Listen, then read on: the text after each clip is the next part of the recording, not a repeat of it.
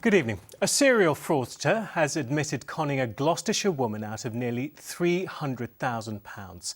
Mark Acklom defrauded Carolyn Woods out of the money after starting a relationship with her and claiming he was a Swiss banker and an MI6 agent. Martin Jones reports.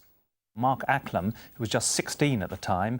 Mark Acklom's life of fraud began when he was just a teenager. He dined on lobster and champagne, opened a Swiss bank account and hired a private plane. And he's been convicted in both the UK and in Spain. But Carolyn Woods didn't know that when he walked into the shop where she worked in Tetbury in 2012. Initially, when I met him, he told me that he was a Swiss banker. And then subsequently, and before I moved in with him, he confided in me that he actually worked for MI6. And this meant actually we gave him carte blanche to appear at any time of the day or night, or to be absent for very long periods. He put her up in this luxury house in Bath, and they had an intense romance. She even proposed to him. She's still got the wedding dress. But the relationship was a sham, and in time he started to borrow money from her, and then disappeared, leaving Carolyn devastated. The man that I had fallen in love with, who was a very noble, honourable person, of course, was just a creation of Mark Acklom. That the person I fell in love with never existed. He fled to Spain, where international police searched for him until he was found in Geneva last year. Today, he pleaded guilty to 5 counts of fraud and was jailed for 5 years and 8 months.